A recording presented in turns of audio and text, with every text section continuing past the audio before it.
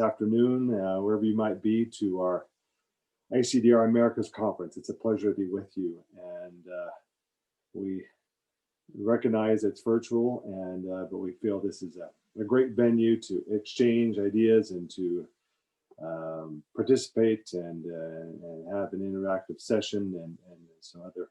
And this is the best format we can have considering the circumstances. And so that's I want to go through just a quick couple of housekeeping items. First on CLE. West Legal Ed Center is procuring continuing legal education CLE credits on behalf of the American Arbitration Association. This program is available for CLE credits in California, Illinois, New York, and Texas.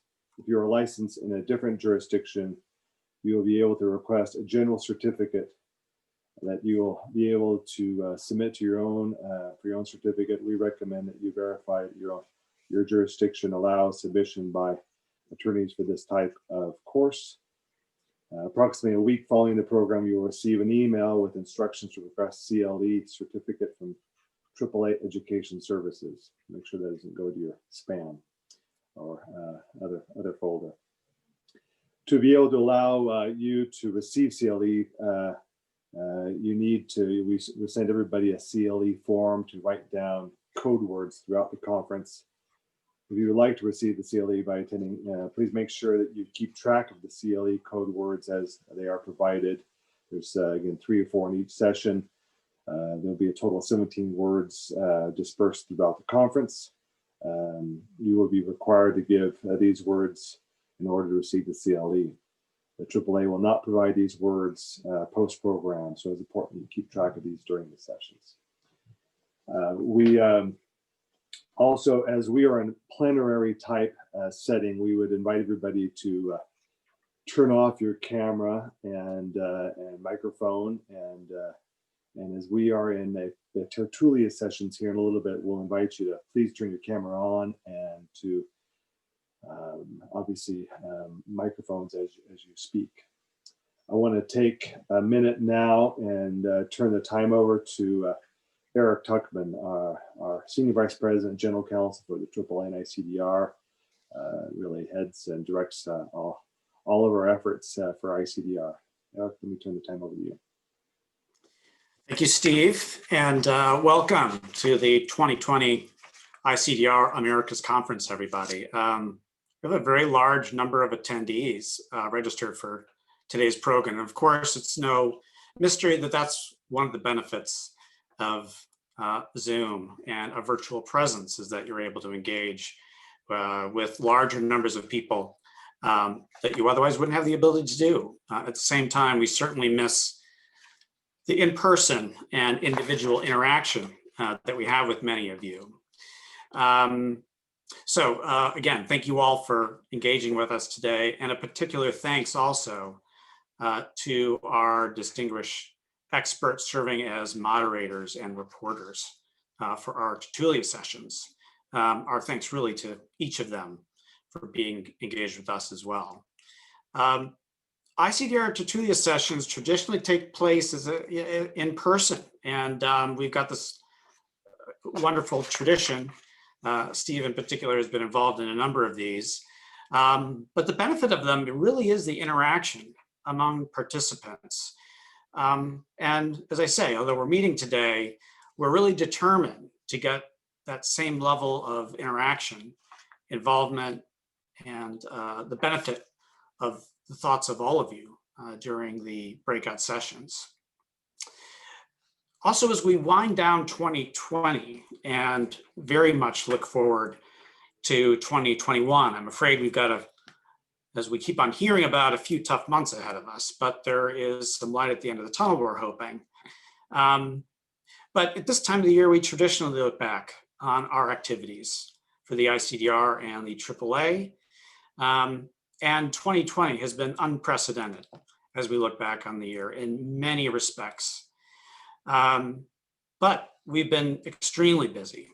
And I think without any hesitation, we can all say that the international arbitration community has easily endured some of the struggles we've had, particularly as compared to other fields. And some, of course, say that the process has benefited because of the inherent flexibility that exists in arbitration in conducting hearings and conducting ourselves with greater flexibility and through means other than face-to-face meetings.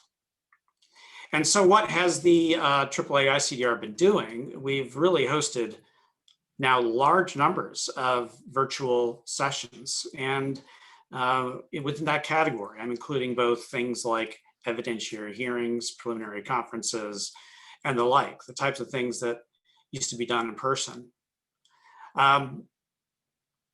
The ICDR alone has conducted large numbers of these, but when you look at our domestic colleagues as well, the number really gets into the thousands. There are large numbers of cases that now are being conducted virtual. It's no longer unusual or the odd case where that's happening. And of course, the practice will continue and endure. Interesting is the response of participants in virtual hearings. And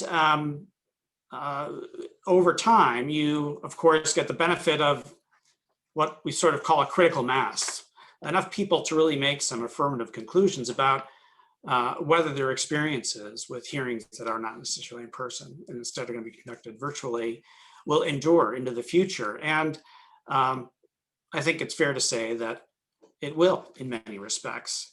80% of responses, survey responses, these are people that are engaged with the AAA and ICDR that have been involved in some aspect of a virtual hearing. 80% indicate that they would consider a virtual hearing for the future.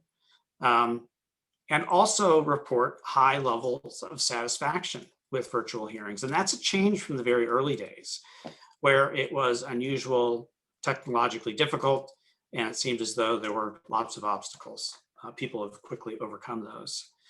And again, as we continue to work in this area, the comments, the responses, the sense of parties, arbitrators, attorneys, is that the technological barriers are reducing, concerns about security are being addressed, or through education, people are conducting the process in a way that is efficient.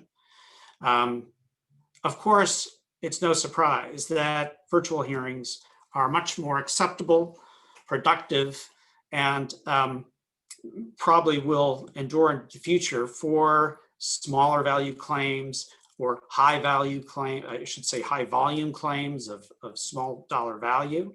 The AAA does have a number of caseloads like that domestically. And again, it makes all the sense in the world for these practices to continue there. What happens in the ICDR is something we're very interested in learning. Once travel, in-person hearings, and in-person meetings become the norm again, which of the practices that we've all adopted and are part of our day-to-day lives will carry over? And I don't think there's any question that many of them will. Hybrid hearings, witnesses appearing virtually. These have all been technologies that have existed for years, but really not incorporated by the international arbitration community. And it seems certain they will into the future. We've also been very busy with educational programs. I've already mentioned that one of the benefits of the way we're meeting today is that you are able to expand your reach and engagement with people that traditionally it's just been a little bit more difficult when you have in-person meetings. And there's no shortage of programs going on really every week with the ICDR committee work and the rest. And then, of course, another major project for us this year is the revision of our international arbitration rules. This is what we're all meeting here today to talk about. That is the subject of our Tutulia sessions. And what's the impact of that? You know, when an organization like the ICDR engages in a rule revision process, it's a pretty substantial and important undertaking. We have parties from around the world, different industries, and you need to ensure that your rules will be up to date, innovative, incorporate what we see as the best practices, but they really must have universal acceptability. among the users and among the courts that may be considering awards that are rendered under the ICDR auspices. So we're very excited about a lot of the changes that have been incorporated into the rules. Some of them are more ministerial, maybe a little bit more exciting internally, but others we think are quite unique and will make real contributions to the field. And again, we'll be going through many of those with your help today.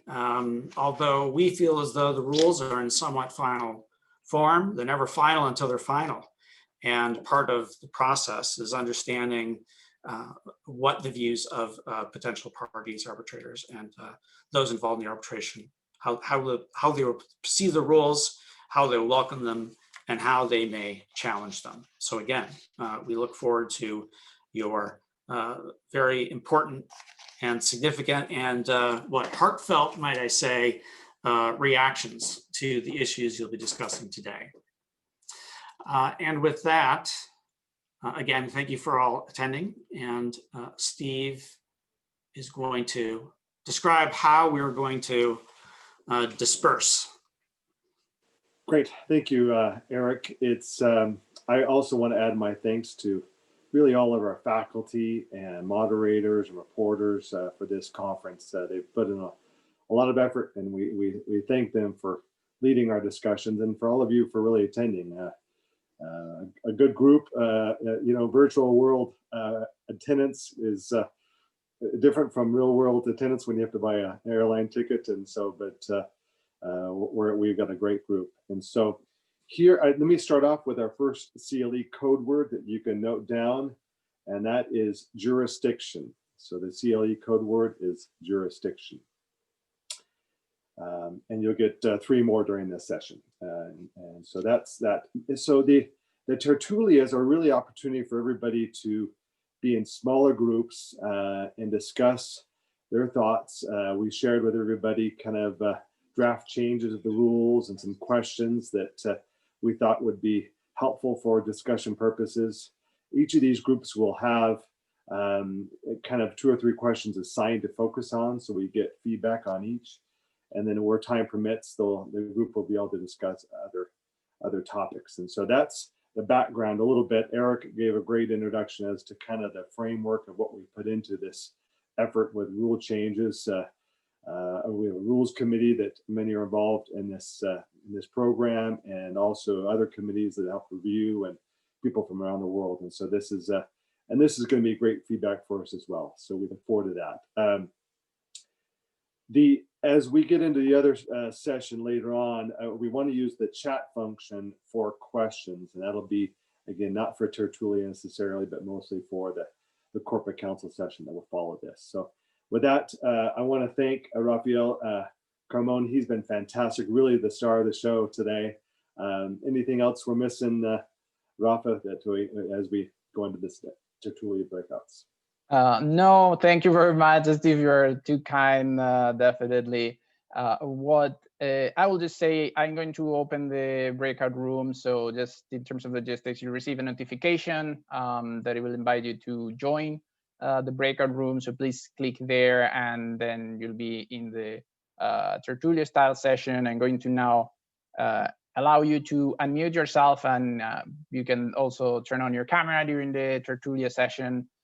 And then once we are done with the Tertulia, we'll announce it first, and then we'll close the breakout rooms. You'll still be given 1 minute. It'll not just automatically kick you out of the breakout room, so you can finish any thoughts. And with that, of course, let us know if there's any problem. I think I've barely had time to assign the moderators for each of the breakout rooms, but if there's some session that doesn't have a moderator, please let me know. There should be a button somewhere, I don't remember if bottom right or top left, that says ask for help, and I will get a notification and will be able to assist.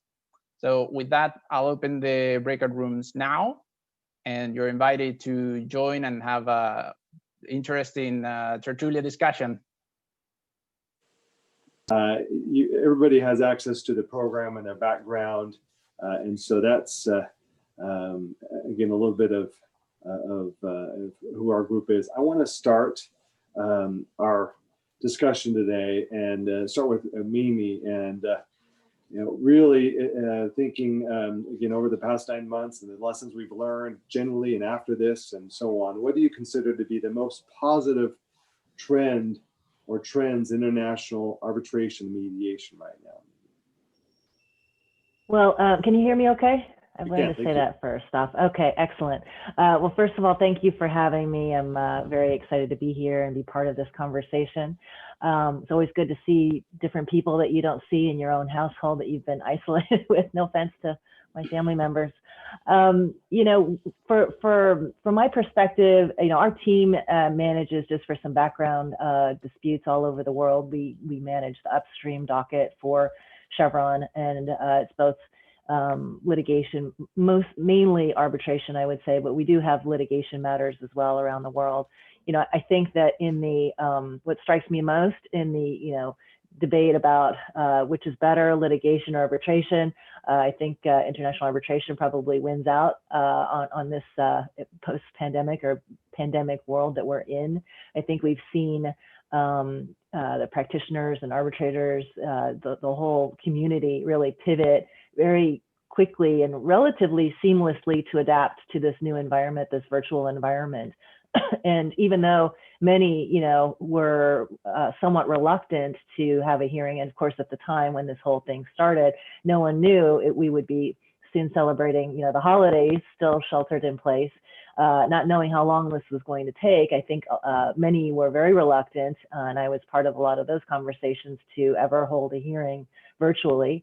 There were lots of concerns about being deprived of your ability to, adequately represent yourself and get a fair hearing in front of a panel. But really, touch wood, it's been relatively seamless. There have been a few, IT glitches here and there, but compared to the enormous backlog that we're seeing in the court systems all over the world, and the court systems are trying to adapt, but it's not been as nearly as efficient, I would say, as the international arbitration community. I think one very obvious plus has been my team in particular. We travel, like I mentioned, all over the world, so we don't have that travel spend and particularly the wear and tear on the team to go venture out into the world, meet with outside counsel witnesses, attend a hearing on jet lag and very few hours of sleep, only to turn right around and come back home. So, that has been a plus. As well. And I think also, given that we are in this virtual world and we have remote hearings, I think it behooves all of us to consider arbitrators and practitioners that we normally might not have considered. Also in the mediation space, those we might not have considered because of geographic constraints and that sort of thing. But frankly, if people are willing to get up at those odd hours and preside over a matter or assist in a mediation, that has also been a plus. I'll just kind of pause there to see if anyone else wants to add anything. Thank you, Mimi. Let me go to our other Maureen. Welcome. It's good to have you. Welcome. Any other comments from the other colleagues on this session that they want to add on the positives? Mimi did a great job getting us going. Any other? Yeah, this is Ed. I agree with Mimi that we've seen some surprising results in effective virtual hearings, and as I was pointed out in the breakout session just before this session here, you've got people getting accustomed to presenting their cases in a virtual world a lot better. Some firms do it better than others, and so but you're seeing a certain comfort level coming about along these lines. I do think once we get COVID behind us, we'll revert back to some normal kind of in-person hearings and in a lot of instances, because I do think that there are some missing elements of reading body language, of getting a feel for witnesses and other and the arbitrators in kind of how the case is proceeding and being presented. But I do think we've seen some quite positive trends in these virtual hearings in effectively performing tasks that now allow you to avoid some of the costs that you normally experience along these lines. I also think the arbitration agencies, I'm seeing a lot more activity in the various arbitration agencies with new rules and guidelines that are aimed to kind of drive the cost of arbitration down and resolve matters more through mediation. I see that across the board on a lot of agencies, and so that's a very positive thing to see, that we're seeing the real efforts to kind of drive costs down for arbitration, because we've seen an uptick in those costs over the years, and that has become concerning, where we have even thought, are we better served going back into the judicial system? And I think we've ruled that out at this point, because we still think arbitration is better in our industry, particularly for a variety of reasons. But it's a positive trend that I'm seeing in the way of more activity to try to drive those arbitration costs down. Thanks, Ed. Good. Any other of our colleagues that have a thought or anything here they want to add?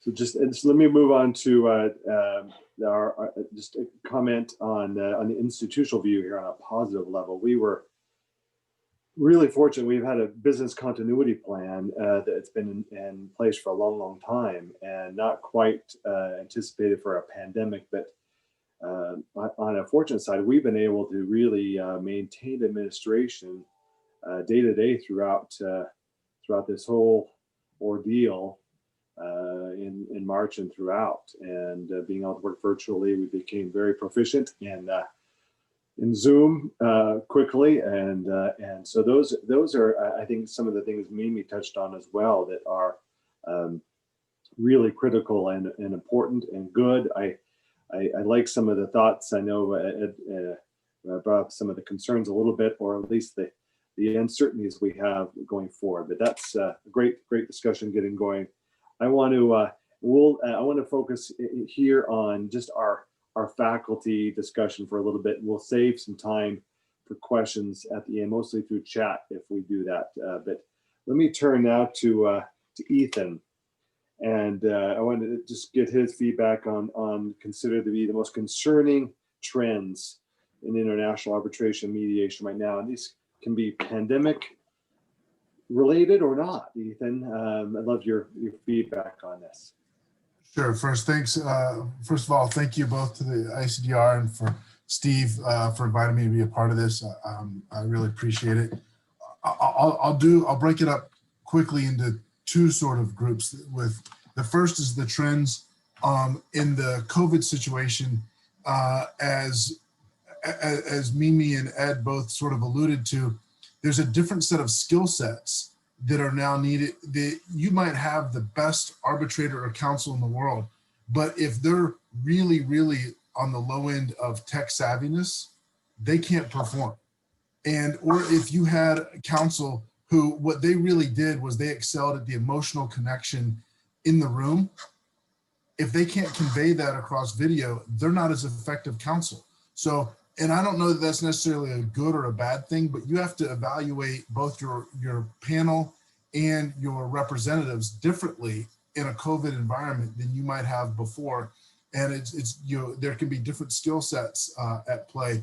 I also, when I was an advocate, I was quite successful at settling a number of cases during arbitration. And that usually happened in the encounters in the hall outside of the hearing room, when you're able to get the parties together and meet. that's harder to do in a virtual context. So you're missing a little bit of that piece of it. And also, I'm a huge fan of mediation. My favorite thing about arbitration is avoiding the cost of arbitration, and the ability of, whether it be the panel or the parties, to drive towards a mediation, have the arbitrators pull the parties apart, lean on them, and try to move in that direction, is also lessened in a virtual context. And so I think that those are all considerations from in a COVID situation that we're having to adapt to. That's just the way that it is. In a larger context, a trend that has been going on for a long time and hasn't changed. I'm heartened that there's more arbitration than there was when I started practicing, and it's much easier to get parties to agree to it. But the more I see more and more U.S. litigation style influence in arbitration, our own practices, we now push for baseball style arbitration to try to eliminate some of those, the U.S. practices. I don't want to see motion practices. I don't want to see discovery practices. The whole, I want to drive towards as quick and efficient a resolution as possible. We certainly have bet the company litigation, but the vast majority of what we do is not. So we're looking for efficiency, and we're seeing parties getting more and more adept at avoiding efficiency, usually when they don't have as strong a case as they would like. And so that's a disturbing trend. We appreciate, I know, going back as far as I've known Steve and worked with the ICDR has worked to combat some of those influences, but there's only so much you can do if a party is really bent on gumming up the works as much as possible. And so for me, that's the most disconcerting trend that continues in arbitration today, is that when I see more of the gamesmanship, I guess, and less of the advocacy in the process. Thank you, Ethan. Let me ask the other participants here. Who else has any comments on some of the concerns that Ethan addressed, or others that you think are? Hi, it's Carl. I want to first thank the organizers for inviting me to be here, but then also comment on something that Ethan said, which is the lost opportunity for settlements. I have seen any number of cases settle either because the parties met in the hallway, or because a certain empathy develops between them, watching the other guy get torn apart on cross-examination just like you did. And if you're not in the room when that happens, then frankly, you're not gonna have that opportunity. And I regret that. And I hope that Ed is right, that a lot of, at least the more significant cases, will return to in-person hearings to create those opportunities. I would only add to it by saying, be careful what you wish for, you just may get it. That for years I've talked about the need for more arbitral courage. And in procedural terms, I've seen wonders occur by virtue of the advent of virtual hearings. Arbitrators have really felt their oats and started to do things that I didn't necessarily envision when I wished for that courage. One example was I was involved in a recent hearing where the arbitrator, because the technology made it possible, decided to spontaneously hot tub two fact witnesses. Without any notice to the parties. He just simply said, okay, I'd like to see these two together on the screen this evening, and to relive the events of 2015. We're going to put you head to head and see who was telling the truth. It's an amazing development. I could give other examples, but I want to leave time for some of my other panelists to chime in on that, because I'm not sure if that's a good or a bad thing. I just know that it took everybody by a lot of surprise. Thank you, Carl. Yes. I would sort of add to my comment, which will sort of blend Ethan's comments with Carl's comments, because this is sort of where I was going. But sadly, we see, not in every case, but we see gamesmanship going on, and of course the ones out there, the counterparties out there who will engage in that are engaging in that anyway, pre-COVID or not. But COVID just gives them another excuse to prolong things. Just challenge anything and everything, just drag their feet, and which is really unfortunate. Blending over to Carl's comment. I mean, it really does take a strong panel to deal with it, deal with the gamesmanship, and you know, give them some opportunities, but not just let them you know, railroad the whole process and drag things out, which only drives up costs and prolongs the dispute, and you know, creates a lot of discontent with our internal clients every time things, you know, things are just kind of pushed out just to push them out. But you know, we haven't seen a lot of it, but like I said, I think you know, the proper counterparties out there, they didn't suddenly decide to engage in these tactics just because of COVID, but I think it does give another opportunity, another excuse to create delay and just frustration. On mediation, I mean, I agree. I think it was Ethan that made the comment about being a proponent of mediation. I am as well. I think there's, you know, rarely harm in at least trying to resolve a dispute before it has to go to full-blown merits hearing. But you need to have two willing parties. In this environment, I've sadly seen again a counterparty who had sort of taken advantage. Oh, I shouldn't say that, but it just the fact that we were in a virtual environment, we weren't all physically in the room to be sort of stuck there with each other while the mediator, you know, beats up on everyone. We didn't have that component of it, and a lot of times that can help, you know, drive the parties to a resolution because they've made that investment, they've gotten on the plane, you know, they've cleared their calendar, they've, you know, shown up, they have really devoted the time and effort. Whereas in this environment there, it's, you know, the clicking onto a Zoom link and, you know, there you are, you're in mediation. And, you know, that makes it challenging. I'm not sure how, I don't have the solution, but I don't know how mediators can effectively overcome that piece of it, getting parties to really come in and commit and roll their sleeves up, even though they might be dialing in from their living room, but really be committed to the process.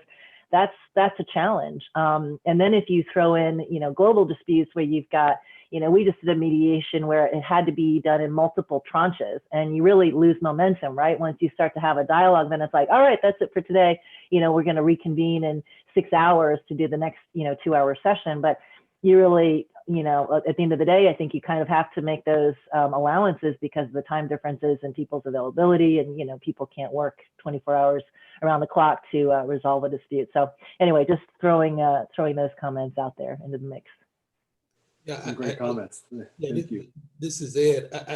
All excellent comments and observation, and particularly, I mean, I agree with some of the woes of virtual hearings being, you know, those lost opportunities to settle things, either, you know, during the course of an arbitration or during the course of mediation, and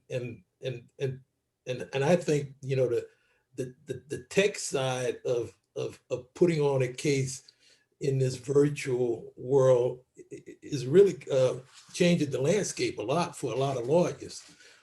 It does open the field a bit for some lawyers now who are more tech savvy to be more competitive, right? Because I've had great lawyers who in-person hearings I would not trade for the world, but they have not been as good in the virtual world.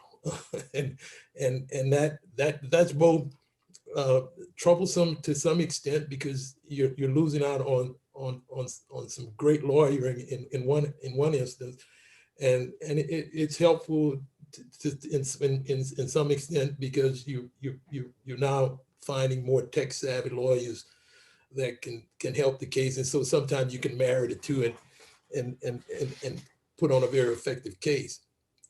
The other concerning trend outside of the virtual, you know, issues that's brought on by COVID and the pandemic is I still see that, you know, we are still far behind the curve in developing the next pool of arbitrators to take the reins from this current pool of arbitrators that are nearing the age out. And we see the same names of reputable, very reputable arbitrators, and we seek them out.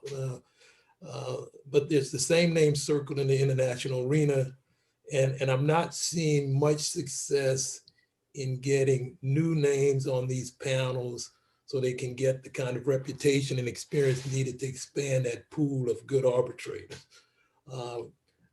My concern is that, we're going to be faced with,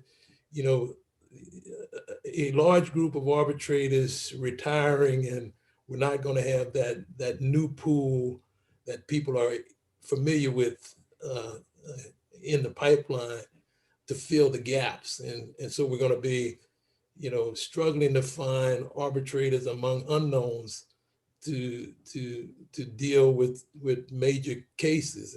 And so I know there's a lot of effort to try to do that.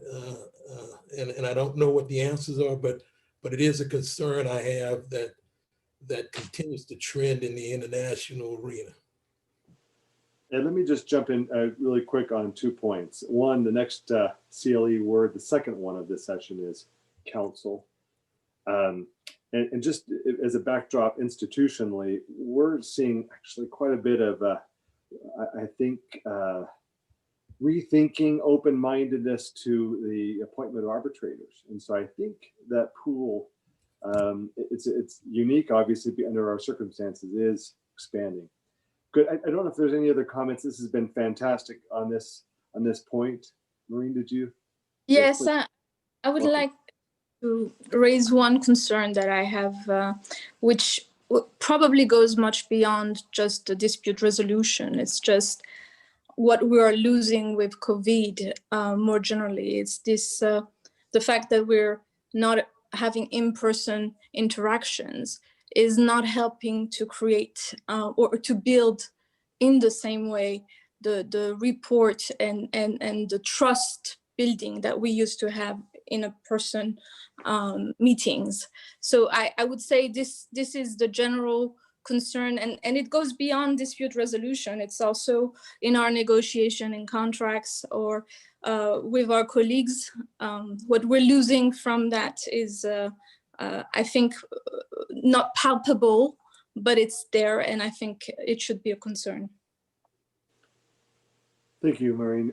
This has been fascinating, this question by itself. I mean, I think when you talk about arbitration and empathy together, that's the first, tying those two together. It was Ethan that, and that power is diminished virtually. I also thought, I think Mimi said this, where the efficiency of getting together instantaneously, you lose commitment, right? And settlement interactions and rapport, all those things. Anyways, it's a fantastic discussion from our group. Thank you on that. Let me move on to question 3.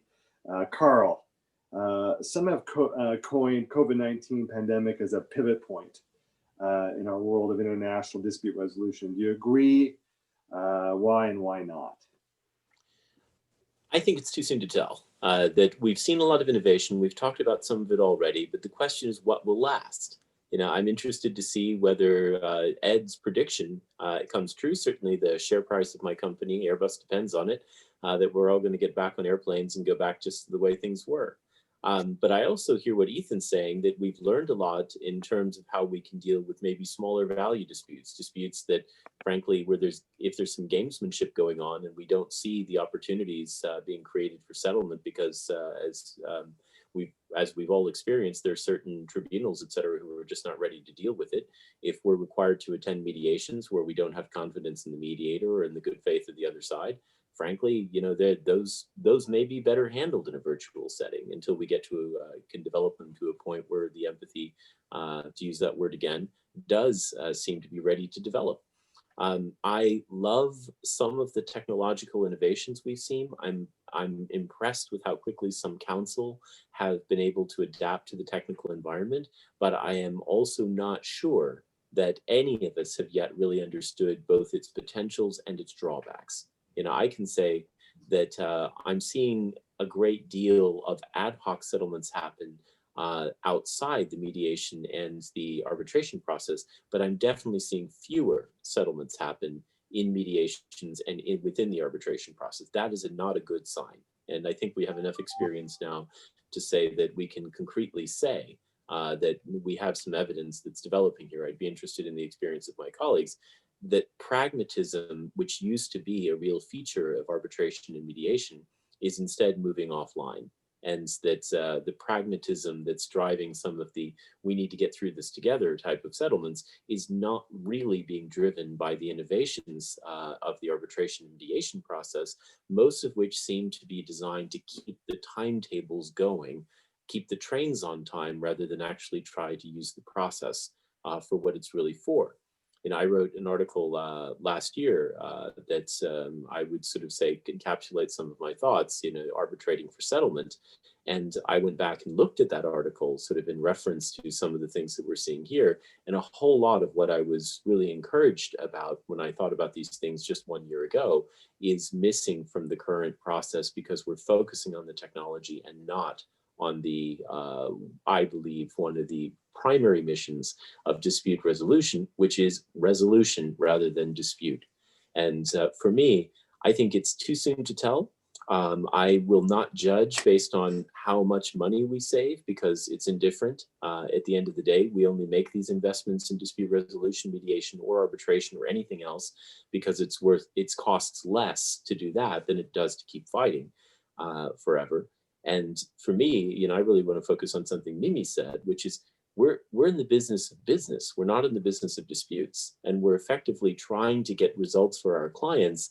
And anything that saves pennies along the way, but leaves pounds on the table, is penny wise and pound foolish.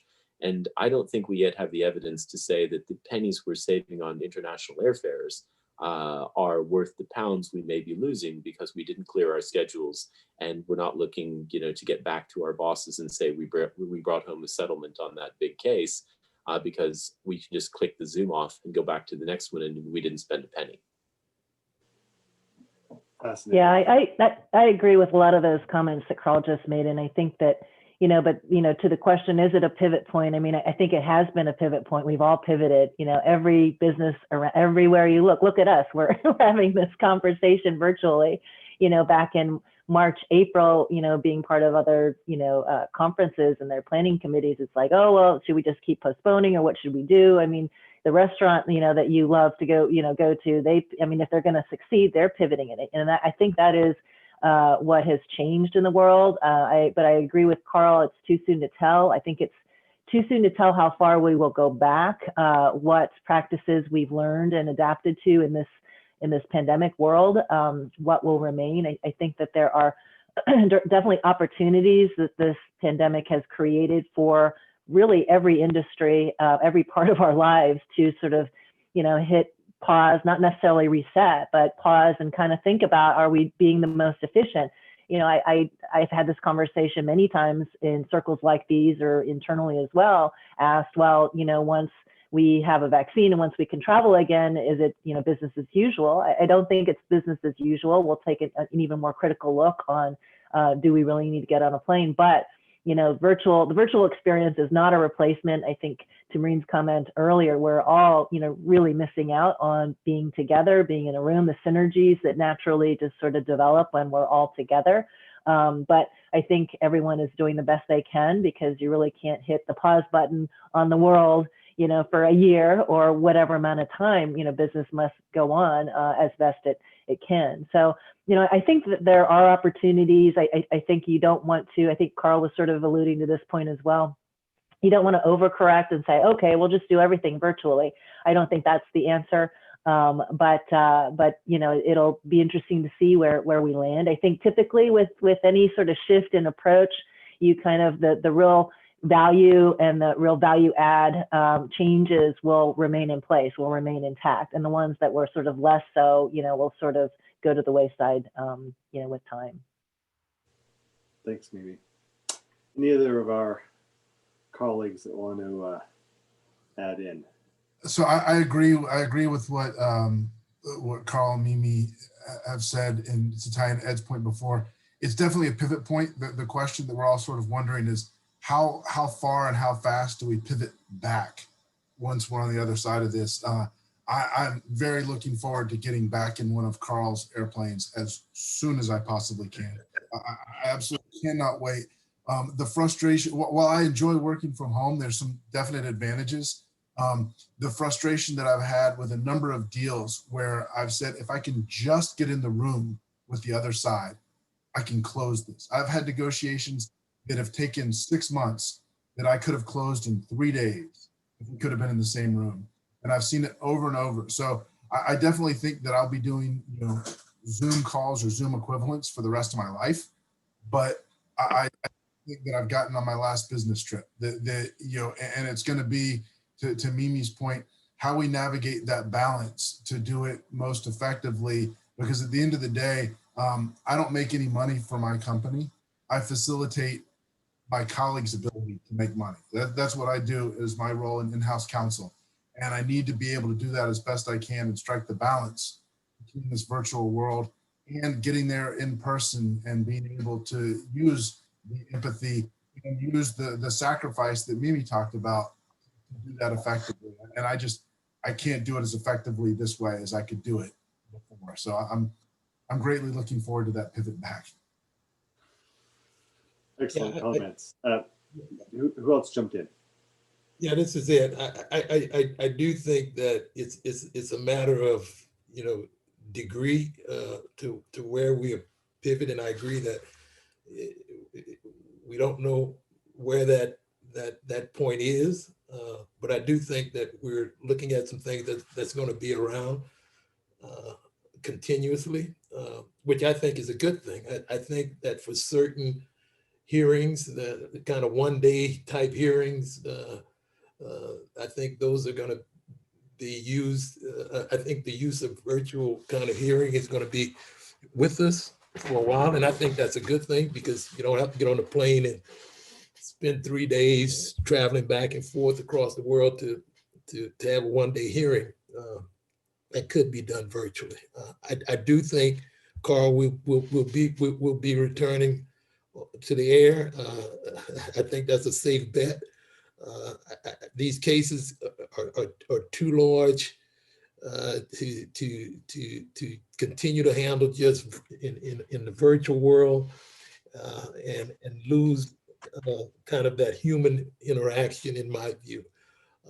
While there are cost savings there, the travel costs is a very small portion of the budget when it comes to litigation. So I don't think you'll see in-house counsels, being so short-sighted in saving travel costs, where they jeopardize their cases. So I think we'll see some of this continue, but I do think we'll largely return to in-person kind of hearings that probably will be with us for a long time now. Great discussion. Any other comments on this? Carl, I love focuses on tech and not on resolution. That's I think very, very thoughtful. So thank you for everybody there. Let me, if there's no other comments, I'm going to move on to the next question for Ed. And that's, how has COVID-19 influenced your legal department decision-making and management with respect to dispute resolution? Right? Will that change afterwards? Are there changes that are temporary or permanent? I'd love your thoughts on this. Well, I think the fundamentals of decision-making, the decision-making and management process haven't changed much as a result of COVID. I do think the manner in which we logistically kind of manage these disputes have changed significantly. I'm on more Teams and Zooms meeting these days, internally and externally. And we see more virtual hearings, as we've discussed previously, in the courts and in arbitration than we have in the past. I do think that, what I'm seeing now is that, when we flatten the curve a bit, we saw more in-person proceedings in the courts pick up once the courts got back up and running and so forth. Before, the judges were very amenable to a virtual hearing, and in fact was demanding it. Now you're seeing them wanting more in-person hearings. I think it goes to some of their routine to a large extent. And it also varies on jurisdiction. Here in the US, I mean, if you get into some of the more conservative jurisdictions, you know, they tend to treat this virus a little more lightly, and will require you to come to court. And in some of the more liberal jurisdictions, you're still seeing very, very protective measures in place, and lots of conservative hearings. And on the arbitration side, you're still seeing the reluctance by parties, and the arbitrators are more than accommodating. If one party has a real concern, you know, you will typically end up with a virtual hearing of some sort. No one's being forced to kind of appear. So I do think it's varying logistically, but you know, we you know, from a decision making standpoint, you know, we continue to do our case assessments and merit assessments in the same manner. The resolution strategies are still developed based on the legal issues at hand and the surrounding circumstances and dynamics of the case. You know, I think, you know, initially there were heightened alerts and expectations of increased claims on our end, primarily because of the uncertainty of government actions and what we were seeing in the way of shutdowns and restrictive orders, social distancing requirements, and efforts by everyone to just kind of reduce the spread of the virus. And in some instances, you know, now with the benefit of hindsight, you know, there were just kind of outright panic and overreactions. But you know, I think we've kind of seen that kind of settle down a bit after people have began to get a little better handling on their change execution methods and working remotely and more efficiently. I wonder where we're going to be with this new wave of infections. I think we're going to see us revert back to more virtual kind of proceedings as a result. But you know, I think there's an appreciation on both sides of the table, you know, for the impact that COVID has had on the work. So I'm surprised. I was surprised to see how well, you know, we are seeing, you know, claims being resolved with less dispute around impacts arising out of COVID, because I think people are seeing and experiencing this personally. And so you're not seeing a lot in the way of kind of hardline positions being taken that leads to disputes around COVID-related impacts.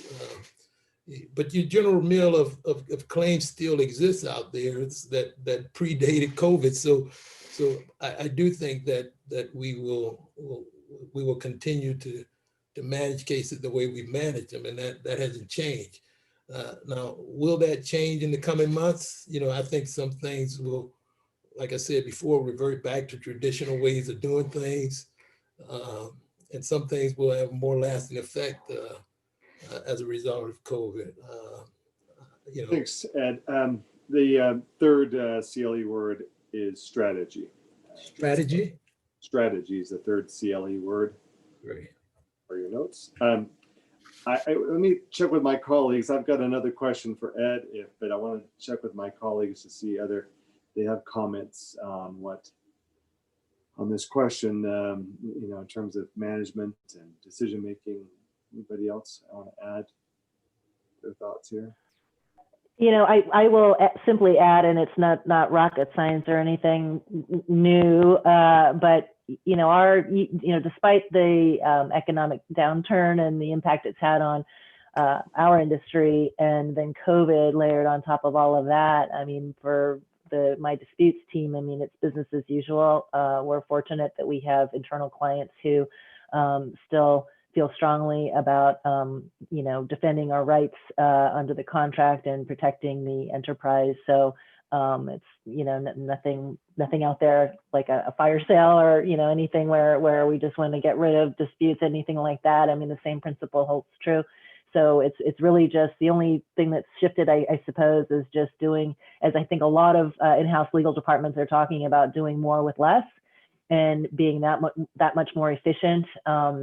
And still getting the same results that we're expected to get. I think the only other slight shift, though, you know, with our tried and true external counsel, who are more, you know, our partners, really, you know, we rely maybe even more so on them to help us look for other strategic outcomes and resolutions to matters, and not just, you know, be the counsel to go out there and arbitrate the matter or take the matter to court and win the case, so to speak, but really to be our strategic business thinking partner. Great, Maureen. I was looking at the next question. Thank you. Super, thank you. We are doing really well covering these topics, and we're not going to get to all of our topics, questions that we had outlined. I want to move on to our next question with Maureen, if I can. Just again, to clarify, the third word was strategy, if those that I saw some comments in the chat. Maureen, how have companies and legal departments, you know, cultures changed because of COVID, and will any of these changes stick? What's your thoughts on that? Okay, thank you, Steve, and thank you for having me. The past decade, I would say, and mostly the past 5 years, I think the dominant word in the companies in strategy was the word transformation, and in particular digital transformation. And I believe that we were lucky that this digital trend was already in place before the COVID-19 pandemic hit us, because that allowed for the support that we needed in order to go through this crisis. And in some ways, it has accelerated the transformation, where we had people who were completely reluctant and thinking that there is no way we're going to be able to negotiate a contract from A to Z virtually. Now, they had no choice but to accept that this took place. And in the same way, online dispute resolution has now become a mainstream feature of the alternative dispute resolution. So it's a good thing that the transformation was ongoing when the COVID-19 hit us. And I think the trend in the next year, at least, the new dominant word will be the word essential, meaning we have to distinguish and discriminate between what is essential in presence and what can be done virtually and online. And when we bring it down to negotiating, for example, there is absolutely, we have recently negotiated a $20 million contract from A to Z, even technical aspects, which everybody thought we had to be in person discussing this. And it goes very smoothly. Same for hearings, virtual hearings. It's happening, and the trend has now, we can say the trend is here. But still, there will be a need to travel for the essential matters and for making new clients, for example, because I think somebody was mentioning this for the arbitrators, we're going to be able to use new arbitrators if we don't meet with them in person. we have the same difficulty with new businesses. We are working in online world through the digital and the platforms, but the trade shows have been canceled. So there's this new way that we have to find new ways to market digitally and find new clients in this with these constraints. So those are the main points that I'm seeing happen.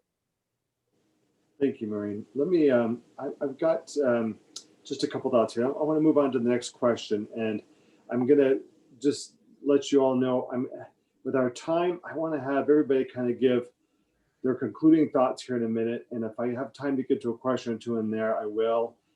So a little spontaneity. If you have concluding remarks, quick, brief, 30-second to a minute ready.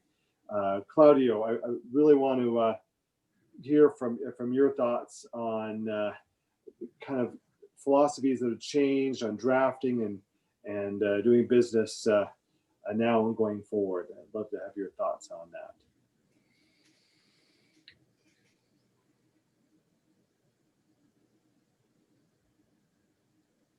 Let's see.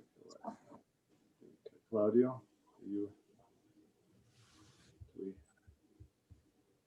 we lose you?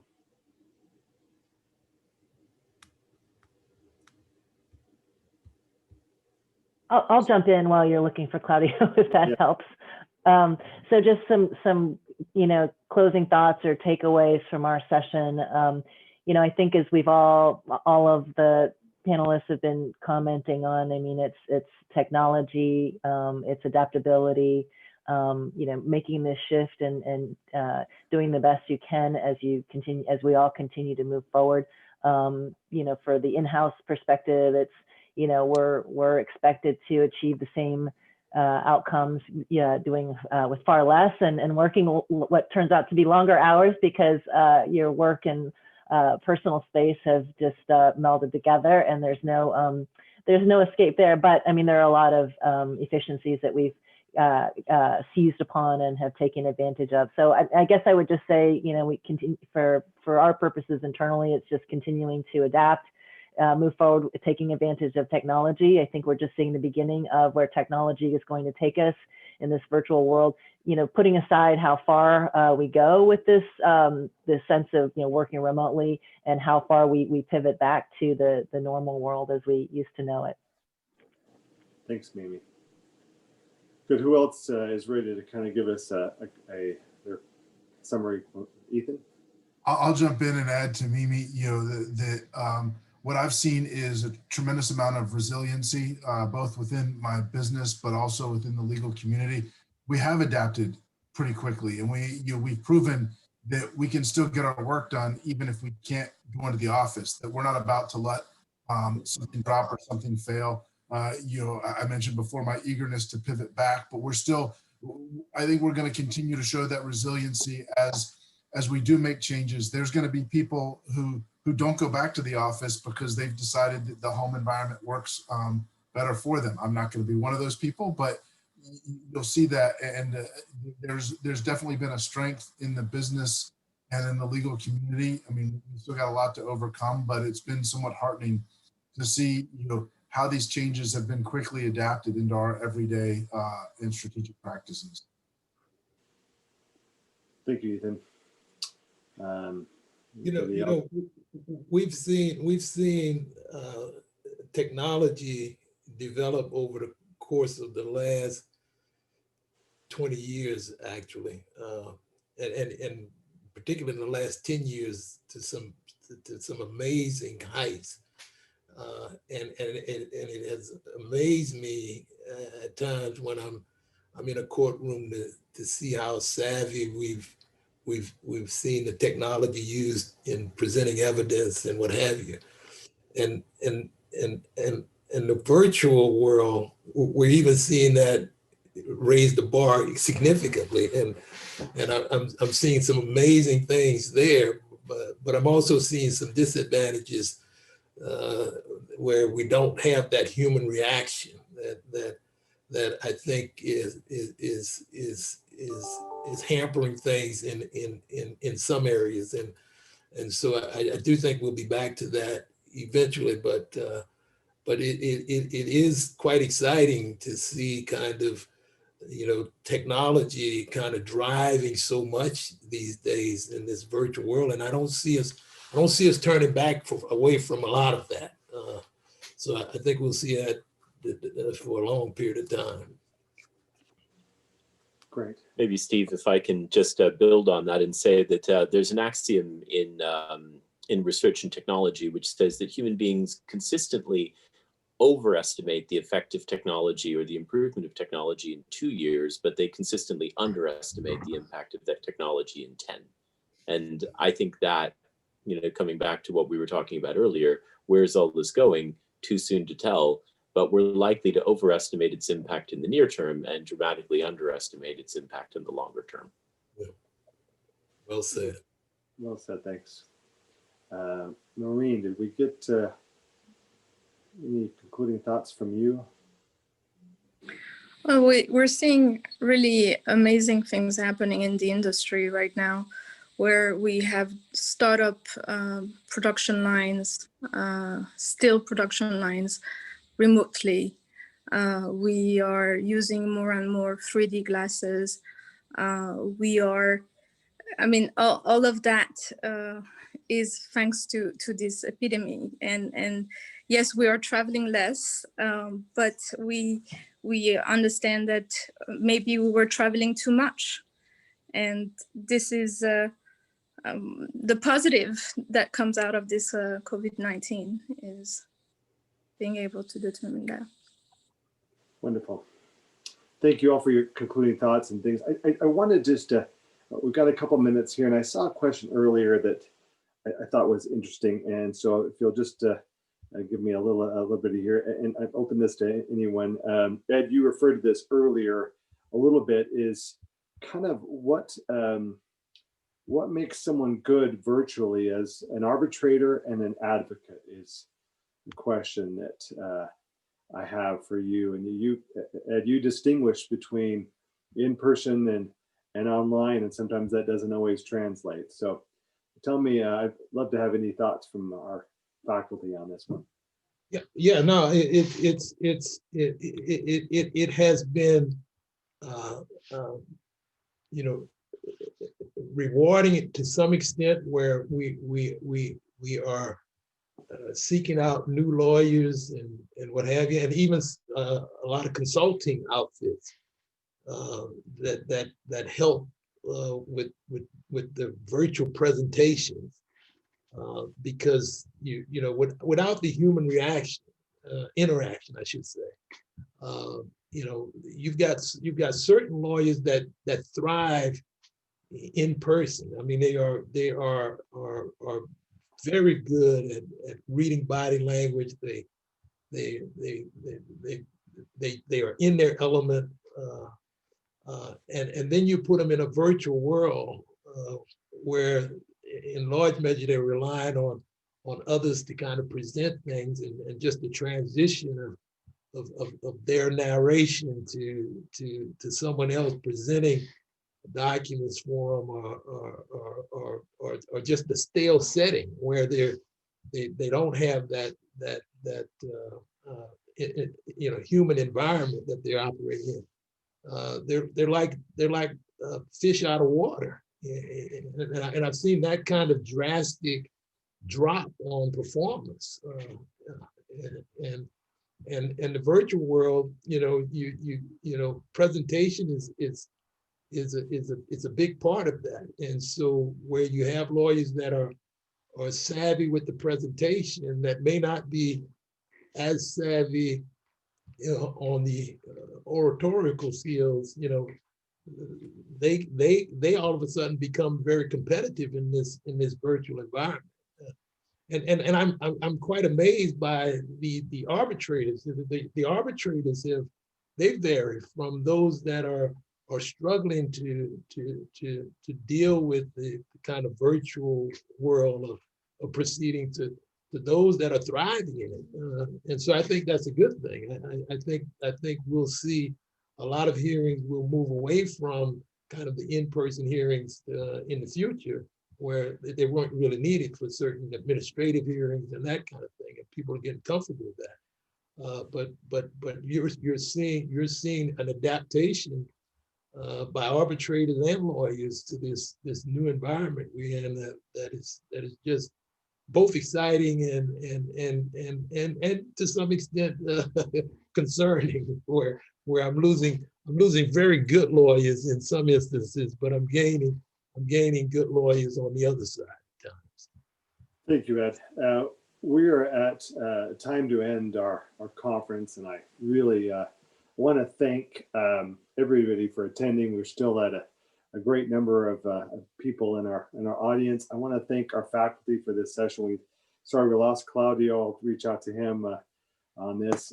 And as Ed talked about, we're still kind of all in a learning curve in some ways as we move through this evolution of a pivot point and technology and so on. But the insights of this session have been fantastic. I've taken a lot of notes and a lot of time to think on those. So thank you each for the time, your thoughts on that. Thank you all for attending this conference. We're looking forward to tomorrow to kind of report on everybody's thoughts on the rule changes and getting your feedback, and then we'll hear from Luis Martinez and our rapid fire discussion around the last code word that everybody's enthusiastically waiting for is process. So the last code word is process. All right, and we will start up tomorrow at noon Eastern. Thank you all again, and we will see you tomorrow. Have a great day. Thank you.